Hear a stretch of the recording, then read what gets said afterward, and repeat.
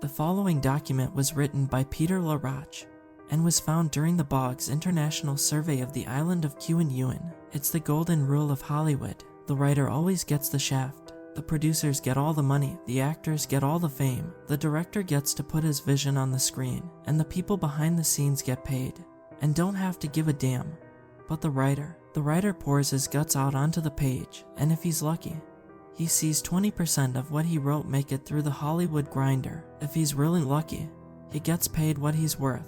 That's my story in a nutshell. A month ago, I was in a mansion, sipping margaritas and talking about art to a woman I had been a little bit in love with for years. Now I'm alone, locked in a supply shed, and listening to her scream. I'm writing this with a ballpoint pen on a 40-something-year-old notebook. I'm trying to get it all down while there's still sunlight streaming in through the broken windows. Someone has to know what happened here, and I guess that's you. Let me begin at the beginning. It was a year after my graduation from Pratt University, when I decided to move to Hollywood and make my fortune. I had already sold a pair of spec scripts and a few short stories to some literary magazines. The spec scripts had fallen through, and the literary magazines had mostly been purchased by the contributors, but I was young and stupid. Within a few months of my arrival in Tinseltown, I was working in retail part-time and not making nearly enough to cover my expenses. I started looking for other ways to use my writing talent to earn cash. Add copy, non-fiction articles for in-flight magazines, movie novelizations, and the occasional bit of erotica for Monarch magazine's lusty letters to the editors. What, did you think those were real? Word of mouth that I was fast, cheap, and slightly smutty brought me to the attention of Olympus International Cinema. You may not have heard of Olympus International Cinema, but trust me, if you've ever been channel surfing at 3 in the morning, you've at least glimpsed one of their productions. Heart of Sharkness, Bikini Bar Mitzvah, The Adventures of Cosmo, and Quack, Reggie, and the Reckless Reptile, Sword Damsels in Space, Beach Blanket Beast, The Cannibal Cloud of Daytona, The Butcher Brigade, Foxes and Boxes, and of course Tombs of the Blonde Dead. Olympus International Cinema was responsible for all those films, and more, each one featuring a cast of naive starlets and faded celebrities. The studio was owned by former Monarch magazine Duchess of the Year Laurie Sandoval. If you are of a man of a certain generation, the mere mention of her name will send blood rushing to all the right places. Unbeknownst to most people, the lovely raven-haired Miss Sandoval wasn't just a performer in several of Olympus International Cinema's direct-to-video extravaganzas. She was also the owner and producer. She'd inherited the studio from her third husband. It had been a pretty rinky-dink operation back then, mostly making training and educational films, but she turned the company into something very different and very profitable. Laurie was responsible for plucking yours truly from literary oblivion and making me Olympus International Cinema's wordsmith of choice. Those were her words, not mine. By the way, I'll never forget the day she asked me to work for her. She said she loved my writing. She even had a copy of a literary magazine one of my stories had appeared in. She asked me to autograph it. How could I not fall in love with her a little after that? She never really paid me what I was worth, but there's something to be said for steady employment.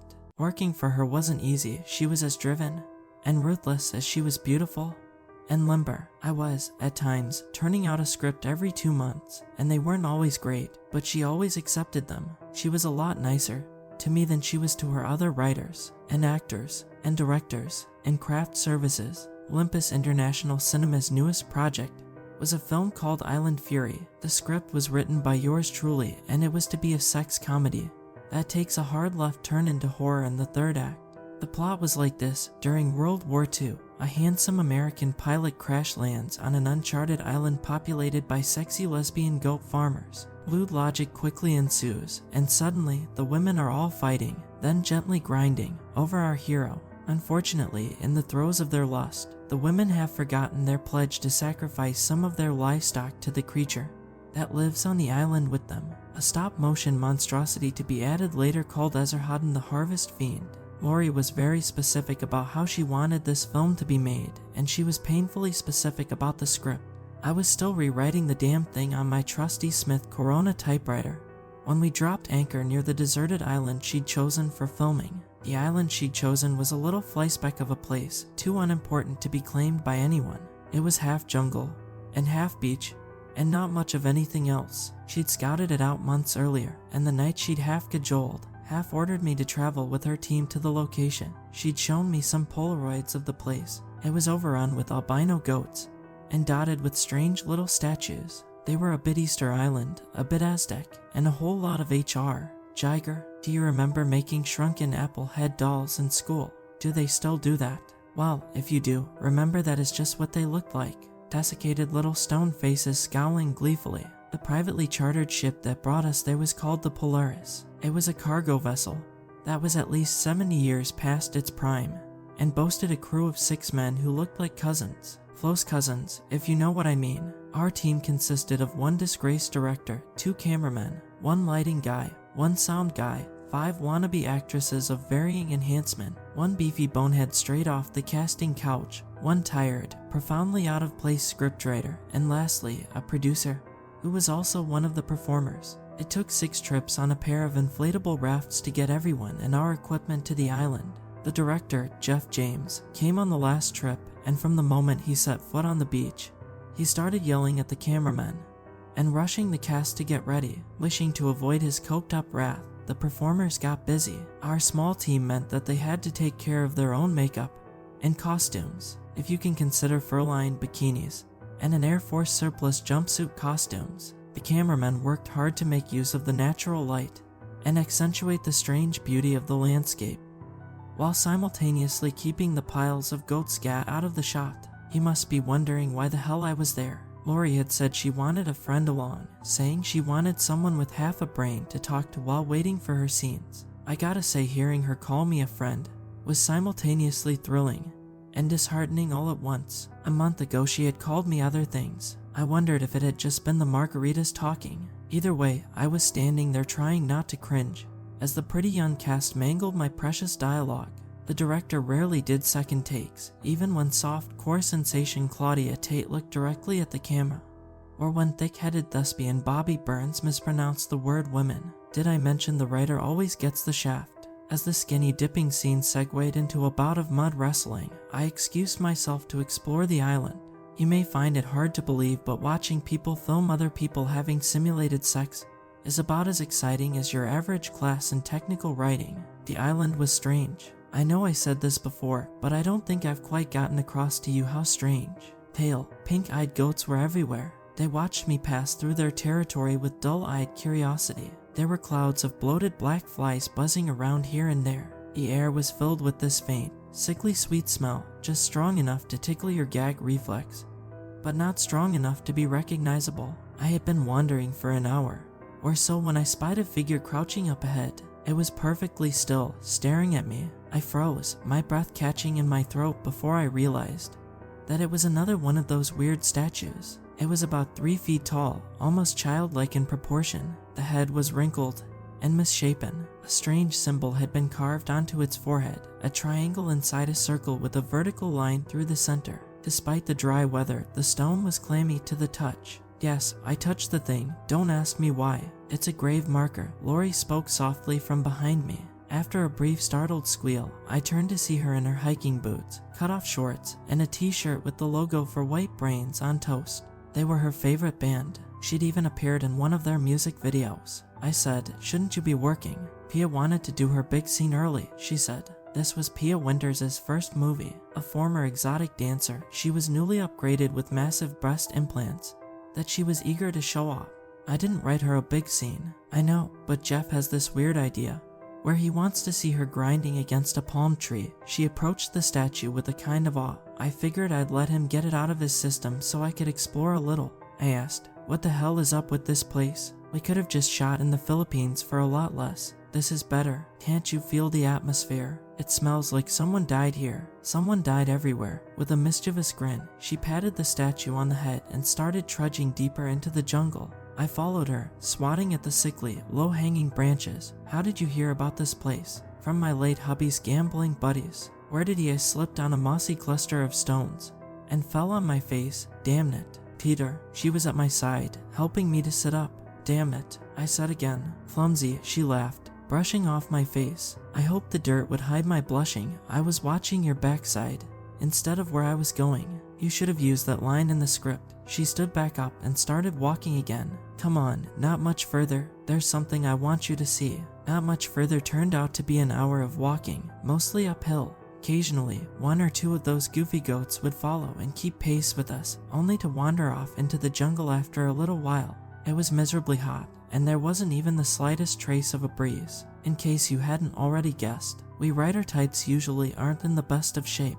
Oh sure, there are exceptions, but for every Ernest Hemingway, you have about 20 other vaguely gourd-shaped men like me. I did my best to keep pace with her, and distracted myself from being out of breath by remembering the night she invited me over to her place. The night she cooked me steak while I made strong margaritas. At first, I'd said no to the whole proposal. I prefer to write adventures, not of them. Besides, I was planning on devoting some more time to my novel in progress, The Black Rider. It was a Western epic in the tradition of Lonesome Dove, but with ninjas. I'd been working on it for almost 7 years, and it was about halfway done. After a good meal and lively conversation, we made love on her couch. I know, it sounds ridiculous, but just believe me, I'm going to die, or worse, at sundown. I have no reason to pad out my sexual resume. Needless to say, after that, I was all in on the project.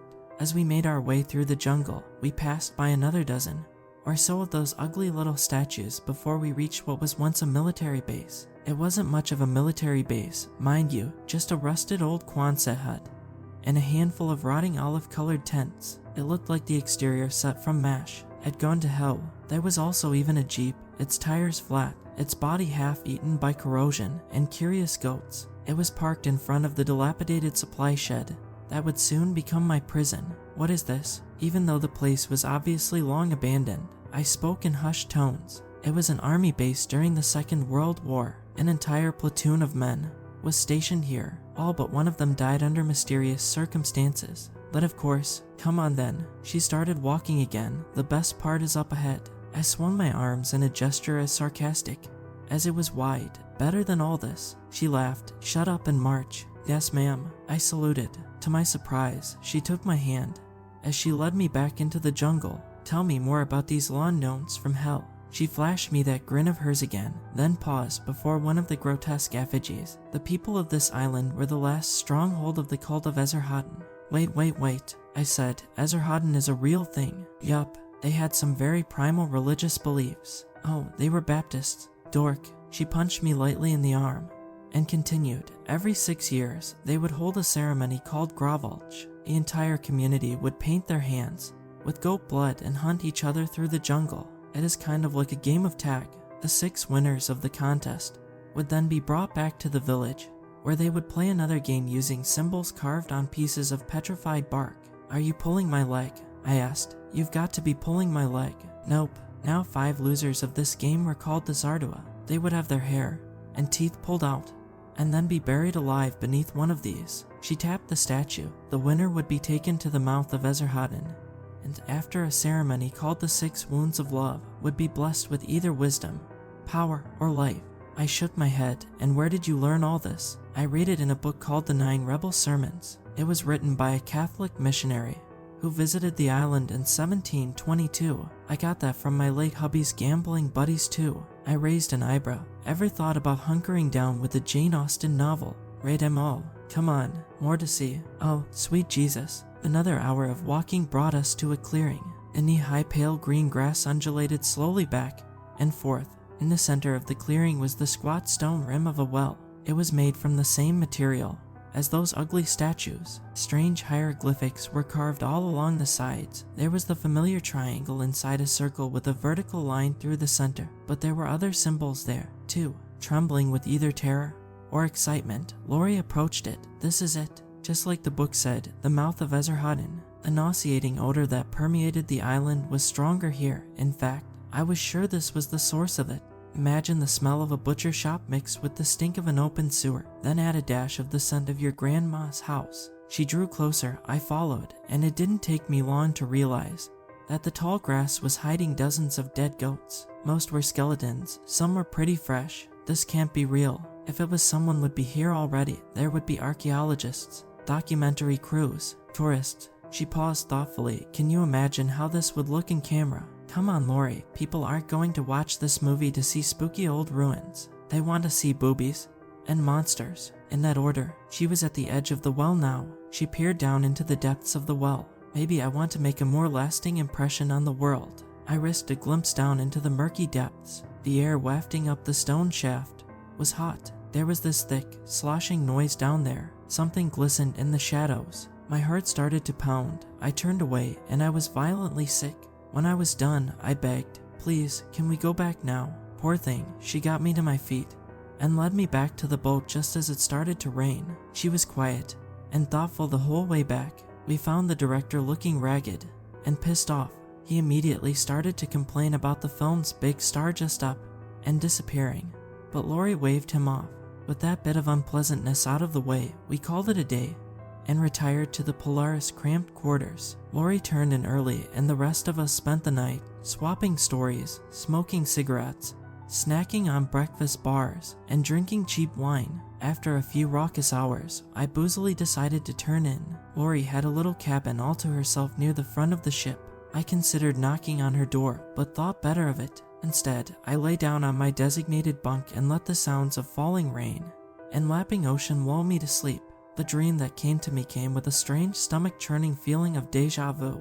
I was standing in the middle of the street in a ruined city. I wandered for a time, utterly alone and lost. In the distance, I could hear a rhythmic thudding, like an army on the march. There was a disjointedness to the cadence, giving a sense of something broken. And then I saw them, a crowd moving down the street, wizened figures in tuxedos. Their heads were bald, their faces set in toothless grins. They carried an elaborate, jewel-encrusted litter on their shoulders. It pitched and yawed with their movements. The figure riding in the litter wore a goat-like mask with long curved horns. A symbol was carved on the forehead, a diamond with a dot in the center. The figure spied me and began to sing sweetly. The words made no sense, but the voice was familiar, as the telltale sting of a paper cut. I snapped awake. My pillowcase was soaked with sweat. I spent a few panicked moments trying to remember where I was and why I was there. The gentle rumble of my cabin mate Bobby Burns' snoring helped me get my bearings. I checked my watch. It was almost 3 a.m. I tried to relax and go back to sleep, but when I closed my eyes, all I could still see was the dream, vivid and bright. So I got on a pair of jeans and a t-shirt and headed up onto the deck. It had stopped raining and the sky was cloudless. The full moon looked swollen and was tinged with green. It was bright enough to read by. Leaning on the aft railing, I stared at it for a while and ran the events of the nightmare over and over in my head, examining and interpolating them until they had lost their disturbing qualities. After a while, I became aware of this thumping, sloshing noise. It was coming from right below me. Visions of the creature from the Black Lagoon started bubbling to the surface of my mind. I looked down and saw one of the 2 inflatable rafts the Polaris crew was using to shuttle us back and forth to the island. But there had been 2. Where was the other one? Something about it began to worry me. Had it become untethered and floated away? If so, how long would it take for us to shuttle the talent and equipment back and forth with just one boat? I took a stroll from one end of the boat to another in hopes of spotting the thing. No such luck, so I decided to head up to the bridge and let the captain know. Halfway there, a member of the crew stepped out of the shadows. He had a hunting knife in his hand, and he gestured wildly with it as he spoke. "What you do here? Crew only on deck at night. He go down below." I choked and blundered over my words. "I think, you see, you get down below." His breath was rank with alcohol, and the something else I couldn't place, something vaguely unsavory. "Yeah," I said, "I get the idea. Crew only. Listen, one of your boats is missing." "We know." He gave me a gentle poke with the point of his knife to signal the conversation was over. Then he turned and made his way to the bridge. "You go back to sleep. We take care of everything." I retreated down below, cringing and frightened. I didn't like the way he talked to me. I didn't like this island. I didn't like any of this. I went right to Lori's cabin and knocked on her door. There was no answer. Freaking out just a little bit more, I tried the door handle. It wasn't locked, so I stepped inside. All her clothes and things were still in her suitcase. There were papers strewn about the bed and a thick old book lying on the pillow. I glanced at the title, I Know Sermoni Rebelli. I picked it up and flipped through it. Was this the 9 rebel sermons? Was this thing really over 250 years old? As I flipped through the pages, wondering at the tiny print and grotesque illustrations, a slip of paper fell out. It was Lori's handwriting, and this is what it said. "The pit was the length and width of a man. From it the avatar of Ezarhaddon rose up from the screaming nowhere. It was pale and fierce, and was a salamander in its extremity. It looked upon the world of man, but spoke to the stars. It cast runes upon the stones that blasphemed against death. From within his mouth he feasts on the beloved. What are you doing in here? My breath caught, and my hand flew to my chest. It was Lori, having a heart attack. Thank you very much. Haven't you ever heard of knocking? Peter, you're in my room. She brushed past me. Her sneakers and jeans were caked with mud. One of her fingernails was cracked. Oh, yeah. Heedless of my presence, she began to get undressed, slipping the light blouse over her head. She was braless as always. Was there something wrong? No, it's just that I am worried about you. It all seemed so stupid now. Was I really going to tell her that I got spooked because I had a bad dream? I decided to go with more earthly concerns. I don't trust the crew of this boat. I think they're up to no good. She kicked off her shoes. You're being paranoid. One of them waved a knife at me, groaning with exasperation. She sat me down on the bed with a good hard shot. I know what's really bothering you. I tried to keep eye contact, but my eyes kept wandering. Lori, I'm serious. None of this feels right. This is really about what happened back at my place, isn't it? She strolled over and closed the door to her cabin, shucking her stained jeans on the way back. You think I only slept with you to get you to help me out? Yes. No.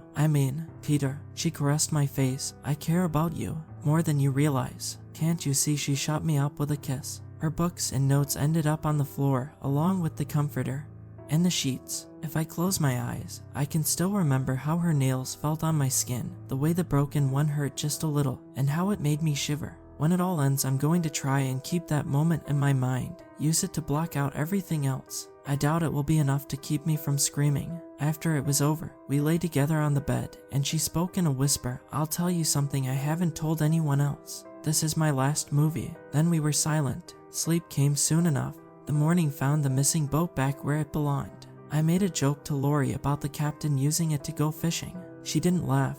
The day's filming went pretty well. There was plenty of sunlight, and Bobby Burns managed to get through his lines without sounding like a brain-damaged robot.